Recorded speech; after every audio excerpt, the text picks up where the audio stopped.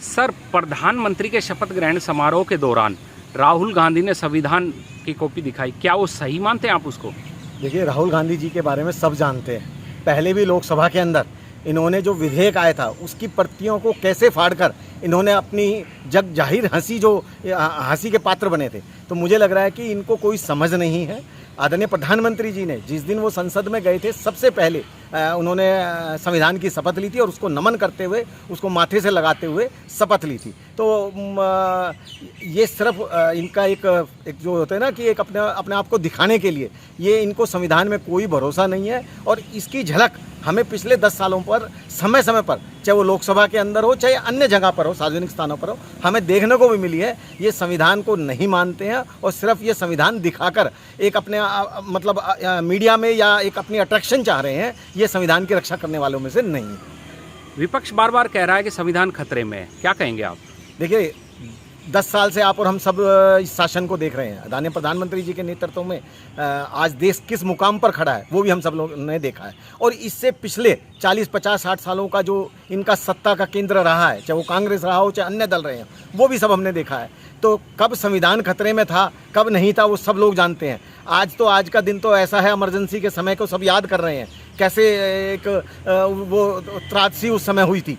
तो संविधान कितना सही है कितना गलत है, इन लोगों से समझने की या विपक्ष से समझने की ज़रूरत नहीं है। संविधान पूर्णतः सही है और संविधान के अनुरूप काम हो रहा है, लेकिन इनको सिर्फ लोगों को बरगलाना और लोगों की सहानुभूति लेने के लिए ऐसा इनका एक प्रयास है।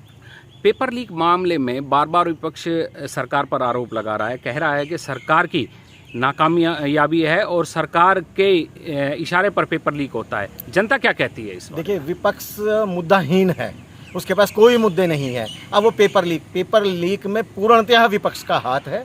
ये सब लोग मिले हुए हैं, इसके तार बिहार से और बहुत सारी स्टेट से जुड़े हुए हैं, जहाँ से ये पूरा जो एक गैंग चला है और जिसकी वजह से ये सारी प्रक्रिया हुई है। तो क्योंकि इनके पास कोई मुद्दे नहीं है तो इन्होंने पेपर लीक को एक मुद्दा बनाने का प्रयास किया, लेकिन ये कामयाब नहीं होंगे। दूध का दूध और पानी का पानी होगा। बहुत जल्दी सारी रिपोर्ट्स आपके सामने होंगी और जो भी लोग इसमें शामिल हैं, सरकार पूर्णतः इस पर लगी हुई है और इसमें पूर्ण विपक्ष और इनके लोग और इनके सरकार प्रशासन से जुड़े हुए लोग भी इसके अंदर शामिल पाए जा रहे हैं। ऐसी शंका अखबार और टीवी के माध्यम से, आप लोगों के माध्यम से पता चल रही है। तो आप देखेंगे कि ये विपक्ष का एक बिल्कुल कोरा थोथा चने वाली एक बात रहेगी और सब लोग ये इसमें मिले हुए पाए जाएंगे। अखिलेश आनंद जो सर, मायावती पार्टी के जो इसमें बसपा के जो आकाश आनंद थे सांसद, उनको मायावती ने बीच में ही हटा दिया, क्या कहेंगे उस पर? देखिए, वैसे तो ये बहुजन समाज पार्टी का अपना मामला है, लेकिन ये परिवारवादी पार्टी है। इनके सगे भतीजे, क्योंकि इनके पास परिवार में और कोई सदस्य नहीं है, आकाश आनंद इनके सगे भतीजे हैं। इनको राष्ट्रीय संयोजक इन्होंने बनाया है, पहले भी बनाया था फिर हटा दिया। वो किस कारण से हटाया, लोगों की हो सकता है जो बहुजन समाज पार्टी के जो कार्यकर्ता हैं या जो नेता हैं उन्होंने ऑब्जेक्शन किया हो, लेकिन अब चुनाव खत्म हो गए हैं, इन्होंने फिर आकाश आनंद जी को बना दिया है। तो ये परिवारवादी पार्टी है, इस परिवार के अलावा इनको कुछ नहीं सूझता और इनके सगे भतीजे हैं। तो इसके अलावा मुझे लगता है कि बहुजन समाज पार्टी से और कोई उम्मीद भी नहीं की जा सकती थी। वो इनका इंटरनल मामला है, किसी को भी बनाए। प्रधानमंत्री शपथ ग्रहण के दौरान अखिलेश यादव की पार्टी के अयोध्या के सांसद को आगे बिठा दिया गया, क्या कहेंगे इस पर? देखिए, ये अयोध्या को एक मुद्दा बनाना चाह रहे हैं। आदरणीय प्रधानमंत्री जी ने जब भी श्री राम मंदिर का उद्घाटन हुआ था तब भी ये कहा था कि राम मंदिर एक मुद्दा नहीं है, ये आस्था का विषय है। आज भी वो आस्था का विषय है। दूसरा, जौनपुर लोकसभा में अयोध्या विधानसभा आती है। अयोध्या विधानसभा से आज भी इस लोकसभा क्षेत्र में पूरे में भारतीय जनता पार्टी जीत के निकली है। हाँ, जौनपुर लोकसभा में पार्टी कैंडिडेट को हार का सामना करना पड़ा है। ये एक इनका एक दो मुंह रूपी जो है समाजवादी पार्टी का, वो नज़र आ रहा है। वैसे तो संसद की गरिमा इनको बना के रखनी चाहिए, जिसका जो स्थान है, जो तरीका बनता है उसी पे स्थान होना चाहिए। लेकिन ये एक अपनी अटेंशन लेने के लिए, एक अपने आप को दिखाने के लिए और एक भगवान श्री राम और अयोध्या का जो एक स्थान है भगवान राम का, उसको एक बदनाम करने की इनकी एक साजिश है। और अयोध्या विधानसभा भी हम जीत के निकले हैं और ये लोग सिर्फ कि हम अयोध्या लोकसभा भी हमने जीत ली, एक प्रोपगंडा इनका है। तो ये बहुत गलत कर रहे हैं। बाकी इनका अपना एक प्रोटोकॉल है, इनकी मर्जी है। विपक्ष चाहे उनको कहीं भी बैठा सकता है, वो अखिलेश यादव अपनी जगह भी उनको बैठा सकते हैं। सर, मेरा आखिरी सवाल, क्या राहुल गांधी को विपक्ष का नेता बनना चाहिए? देखिए, वैसे तो ये इंडिया गठबंधन का अपना मामला है, वो किसको बनाए, वो अखिलेश यादव को बनाए, ममता बनर्जी को बनाए, किसी और को बनाए, या वो राहुल गांधी को बनाए। अभी तो ये असमंजस में है कि हमें किसको विपक्ष का नेता बनाना चाहिए, लेकिन मुझे लगता है कि ये किसी को भी नेता बना दें, इनकी लोकसभा में कोई चलने वाली नहीं है। और अभी तो ये खुद ही सस्पेंस में है। कोई अखिलेश जी चाह रहे हैं मैं बन जाऊं, ममता जी चाह रही है मैं बन जाऊं, राहुल गांधी चाह रहे हैं कि मैं बन जाऊं। तो अभी तो आपस में इनकी जूत पतरम चल रही है। कौन बनेगा वो भविष्य में आप ही लोगों के माध्यम से पता चलेगा कि विपक्ष का नेता कौन बनता है। और राहुल गांधी की परफॉर्मेंस आज से 10 साल से हम सब लोग देख रहे हैं, और तीसरी योजना ये चुनाव की अब हमने देख ली है। तो मुझे लगता नहीं है कि उनका विपक्ष का नेता बनने से कोई भी फायदा कांग्रेस या अन्य विपक्षी दलों को मिलेगा। सर, संविधान का जितना पालन इस वक्त हो रहा है उतना हमारी आज़ादी के बाद कभी भी नहीं हुआ।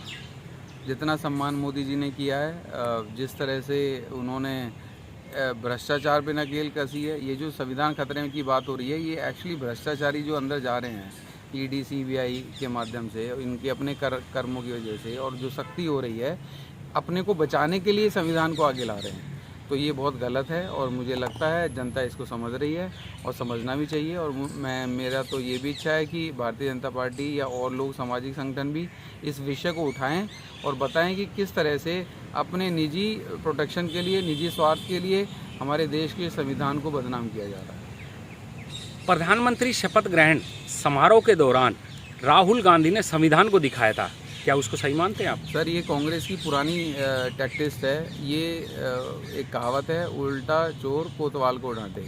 तो ये शुरू से ऐसे रहे हैं। ये पार्टी के जेनेटिकल डिसऑर्डर है इसके अंदर। यहाँ खुद गलती करते हैं, खुद फॉलो नहीं करते और दूसरे को ब्लेम करते हैं। तो ये एक इस तरह का नैरेटिव सेट करते हैं जिससे कि, और इनको ना देश से मतलब है, ना देश की रिस्पेक्ट से मतलब है, ना प्रधानमंत्री की रिस्पेक्ट से मतलब है। केवल और केवल रॉन्ग नैरेटिव सेट करते हैं अपनी निजी स्वार्थों के लिए। तो ये जितना भी ये सारा करते हैं, ये मौके ढूंढते रहते हैं, और इनके पीछे विदेशी ताकतें भी बहुत सारी काम कर रही हैं जो इनको गाइड करती हैं। और ऐसे कई सारे इंस्टेंसेस हुए हैं पहले भी। तो जो ये इस इलेक्शन में भी इन्होंने देश की जनता को गुमराह किया, संविधान का गलत जो है इस्तेमाल किया गया और देश की जनता को गुमराह किया गया। तो मुझे लगता है इनको जितना एक्सपोज किया जाए उतना ज़्यादा अच्छा रहेगा देश के लिए। प्रधानमंत्री शपथ ग्रहण समारोह के दौरान अयोध्या के सांसद को अखिलेश यादव ने आगे बिठाया, क्या सोचते हैं आप इस बारे में? धर्म की राजनीति का ब्लेम हमेशा बीजेपी पे लगता है, ठीक है, और ये लोग लगाते हैं और करते यही हैं।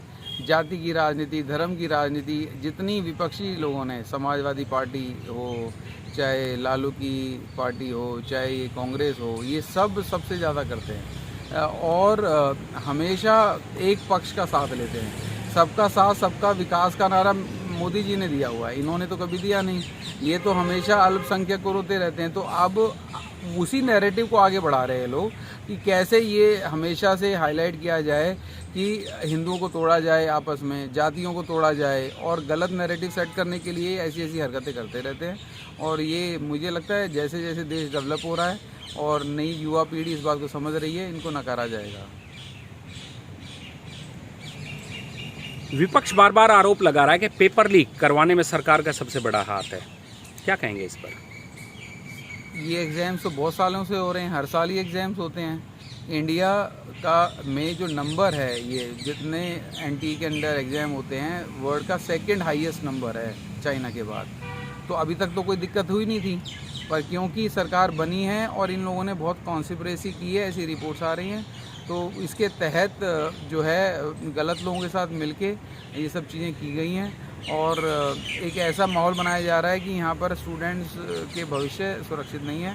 तो ये साजिशें धीरे धीरे मुझे लगता है एक्सपोज होंगी, और जो लोग कटघरे में लाने की कोशिश कर रहे हैं सरकार को, वो खुद ही कटघरे में खड़े होंगे। मायावती की पार्टी से आकाश आनंद को हटाना मायावती का फैसला सही था?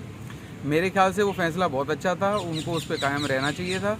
और क्योंकि अगर उनकी पार्टी का उत्थान होना है और उन्हें लगता है कि सच में वो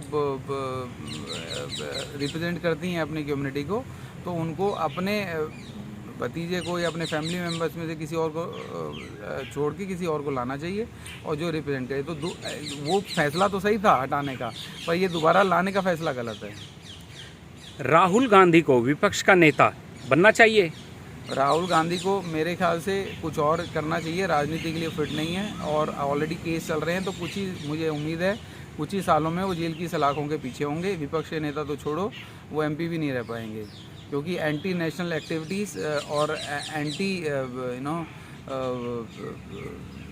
नेशन के लिए वो बहुत सारे कार्य कर रहे हैं। उल्टी सीधी अफवाहें फैलाते हैं, गलत सलत प्रचार करते हैं, विदेशी शक्तियों के हाथों में वो एक कठपुतली की तरह देश को बदनाम और ख़राब करने के लिए काम कर रहे हैं।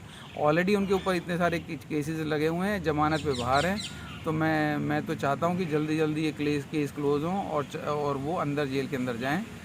ये मेरी और मेरे साथ मुझे लगता है बहुत सारे देशवासी चाहते हैं कि हमारे देश में एक स्वस्थ और मजबूत विपक्ष आए, ना कि इस तरह के नोटोरियस लोग आए जो एंटी नेशनल एक्टिविटीज़ करते हैं। सर, सबसे पहले आप अपना नाम बताइए। मेरा नाम संजय यादव है। मैं यहाँ गुड़गांव में जर्नलिस्ट एसोसिएशन का प्रेसिडेंट हूँ।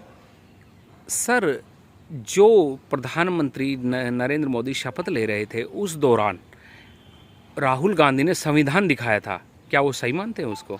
देखिए, संविधान को लेके जो चुनावी चर्चा हो रही है, ये उस समय चुनाव के दौरान भी राहुल गांधी जी संविधान की एक पुस्तक हाथ में लेके घूम रहे थे और ये कह रहे थे कि अगर बीजेपी आई तो संविधान बदल देगी।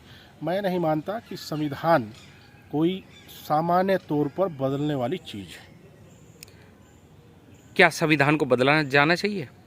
देखिए, संविधान में बदलाव की जहाँ बदलाव नहीं कहेंगे इसे, संविधान में कुछ अमेंडमेंट करना, संविधान को कुछ एडिट करना अगर जनहित में है और आवश्यक है तो जरूर किया जाना चाहिए। हमारे देश का संविधान क्या खतरे में है, जैसे जैसे विपक्ष आरोप लगा रहा है?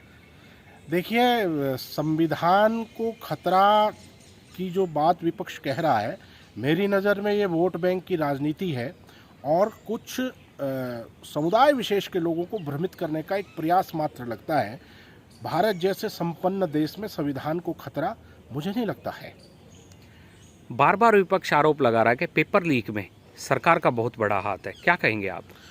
देखिए, कहीं ना कहीं कुछ ना कुछ तो खामी रही है, अन्यथा सरकार इस पे जो जांच बिठाई गई है सो सारी प्रक्रिया चली है, लेकिन जब तक क्लियर ना हो जाए तब तक तो सूतना कपास जुलाहों में लट्ठम लट्ठा वाली स्थिति है। इसके लिए इंतजार करना होगा। क्या विपक्ष का नेता राहुल गांधी को बनना चाहिए? देखिए, अगर विपक्ष मजबूत है, विपक्ष के पास इतनी सीटें हैं, विपक्ष ये मानता है तो बिल्कुल बनना चाहिए। राहुल गांधी जी को नेतृत्व करना चाहिए। अखिलेश आनंद ने प्रधानमंत्री नरेंद्र मोदी की शपथ ग्रहण के समारोह के दौरान अयोध्या के सांसद को आगे पंक्ति में बिठा दिया, क्या उसको सही मानते हैं? ये क्यों किया गया? देखिए, अयोध्या का सांसद हो चाहे कहीं का भी सांसद हो, जो वहाँ का क्रम है उस क्रम से ही बैठना चाहिए। अब किस लिए वो आगे पीछे कर रहे हैं, ये कोई राजनीतिक योजना हो सकती है। क्या इसको धर्म से जोड़ा जाना चाहिए? क्या अयोध्या का लगातार मामला चलता आ रहा था इतने सालों से, क्या उससे जोड़ा जाए इसको? नहीं, देखिए, भारत धर्मनिरपेक्ष देश है, इसमें इस तरह की कोई बात मुझे नहीं लगता कि संसद में इस तरह की बातें होनी चाहिए। मायावती ने अपने भतीजे आनंद को हटा दिया था और चुनावी जो चुनाव चले उस दौरान हटाया गया, क्या उसको सही मानते हैं? नहीं, ये उनका अपना पारिवारिक निजी फैसला है। अपने राजनीतिक परिप्रेक्ष्य में उन्होंने कुछ अच्छाई देखी होगी तो उसके आधार पर ये उनका निजी फैसला है, इसमें मैं कुछ नहीं कहूँगा।